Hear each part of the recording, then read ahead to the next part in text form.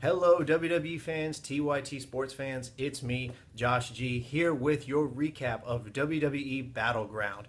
We are officially in the post-draft era. So SmackDown Live is officially a go, and that's going to be starting this Tuesday live on television to directly compete against Raw. At least that's the purpose. If you remember, quite a few years ago, the WWE had a draft when they were flush with so much talent from WCW to ECW. Some things worked, some things didn't. So what's it going to be like this time?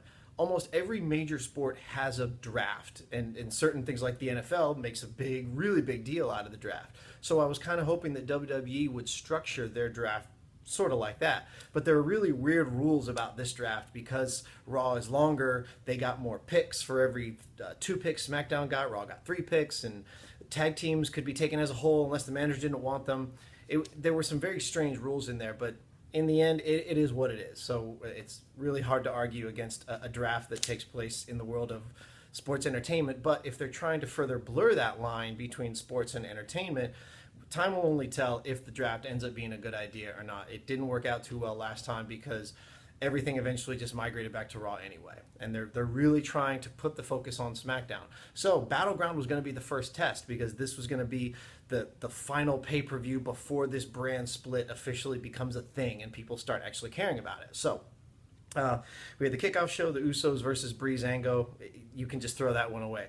Breezango got the win. I have no idea why Tyler Breeze or Fandango are even in the WWE. They were not ready to be called up. In my personal opinion, I don't think they should even be up here. They should have stayed in NXT. They just don't belong on the main roster. There's no place for them. So we kicked off with Charlotte and Dana Brooke versus Sasha Banks and her surprise guest, which made the most sense. It was Bayley. Bayley is incredibly over in NXT. She's incredibly popular. She's a hugger. Everybody loves Bayley, so she brings a lot of energy into the ring. And so everybody was super excited to see her. She had a pretty good performance out here. It wasn't, completely fantastic and over the top, but it was enough to satisfy the crowd. And it also, Sasha Banks also got the win over Charlotte. Now, she didn't get the belt, but she is going to get an opportunity, possibly at SummerSlam, to face her one-on-one for the title. And hopefully she's victorious too, because I think the WWE has missed a great opportunity with whatever they've done with Charlotte as the champ. It's just not working. It's time to put it on somebody else and let Sasha Banks take over and hopefully do better things with it. But the fact that they allowed women to open up the show shows a lot of confidence in the women's division, and that they're at least trying to put it more on the forefront. Next, we had the New Day and the Wyatts. The most compelling part of this story was Xavier Woods and his sudden fear of the Wyatt family and how all of a sudden he couldn't joke around anymore because they just got him so terrified. And they had this confrontation in the woods that was very strange, kind of like a Matt Hardy, a Brother Nero kind of knockoff thing. And so it was going to be interesting to see whether or not Xavier Woods could come out on top. And towards the end, he and Bray Wyatt had a stare down, and he seemed to kind of freeze in the middle of the ring. And then he snapped out of it and was able to overcome his own personal fears, so to speak. Unfortunately, he couldn't overcome the Wyatts as they ganged up on him while the other members of the New Day were already outside the ring and pinned him. New Day gets the win. Again, titles didn't change hands, so I'm sure this is not the last we'll see of this feud. Third was Rusev and Zack Ryder. To me, Rusev is like a boring Brock Lesnar. He wins almost 99% of the time, but there's really no gimmick to him other than that. Okay, he's this unstoppable monster, and that's pretty much it. He just doesn't have the personality Brock Lesnar does, and that's not saying much. So I didn't expect Zack Ryder to win this match at all, and spoiler alert, he didn't. Rusev completely destroyed him. However, for some reason, Mojo Rawley comes out. If you don't know who Mojo Rawley is, Mojo Rawley was Zack Ryder's tag partner in NXT. They were these like Jersey Shore bros and things, these Long Island guys and all this weird stuff. So he comes out and has this weird stare down with Rusev, and then Rusev just kind of stares at him and gives him this look like, okay, and then he just leaves, which is probably the most appropriate reaction to Mojo Rawley coming in and yelling at you. So Rusev has already won the match, so he just leaves, and that was it. I think they just needed an excuse to have Mojo run out, and I don't know if this means he's officially going to be on the main roster now or what, but to me, Mojo is just as exciting as Zack Ryder facing off Rusev, meaning not very much. Next, we got the match of the night. I called it the match of the night at 9:18 p.m. and this was right after it had finished, and I was proven correct because everything was downhill, at least in terms of match quality after this, after Sami Zayn versus Kevin Owens. Granted, this is about the millionth time they've wrestled each other, but they are gold together. They are just fantastic. There's just a real sense of emotion and passion when they wrestle each other. The brainbuster that he hit that Sami Zayn hit on the apron on Kevin Owens was incredible. They had so many of these good spots, just back and forth, back and forth. I want them to form a tag team, kind of like Edge and Christian. That's how I want this to end. And hopefully by SummerSlam, they're a tag team who can insert themselves into the tag team division. They would be phenomenal as a team together. So I hope WWE is listening. Give them a tag spot. They would be amazing. Next, we got what's the breather match, because now everyone catches their breath after this incredible Zayn and Owens match, and we get Becky Lynch versus Natalya. Not a very exciting match, not too many exciting spots. Natalya comes off for the win, and that was pretty much it. Everyone was still so high off of watching Sami Zayn beat Kevin Owens, and so I kind of felt bad for these ladies because there was just no way you could follow that match, no way at all.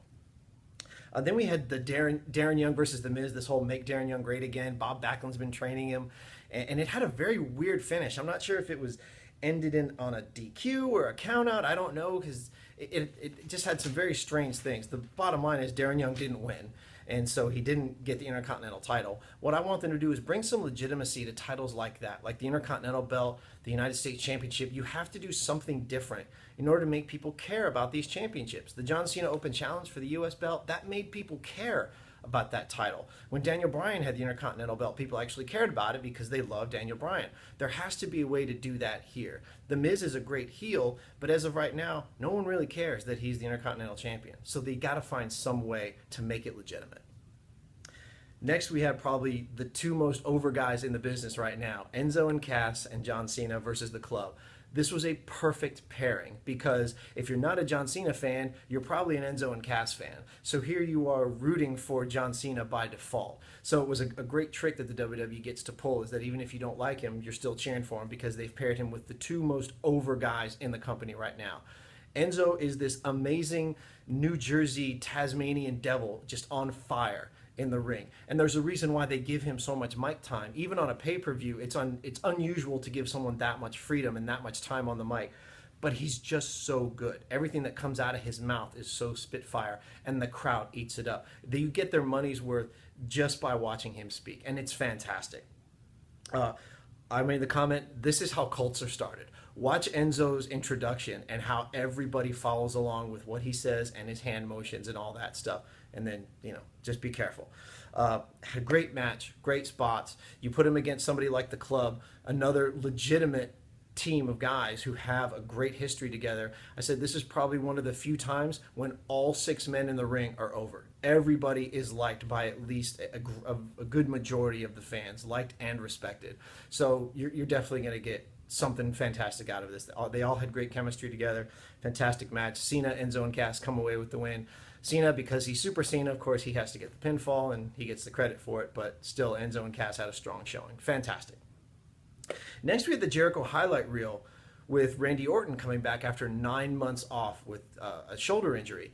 And it was really not that interesting until Randy Orton said two things that were interesting. First of all, they said, okay, well, why are you going up against Brock Lesnar? And he said, because I've been gone for so long, I need to fight someone legitimate. I need to fight the biggest guy in the business in order to be considered, some kind of a legitimate match. I can't fight somebody like Fandango.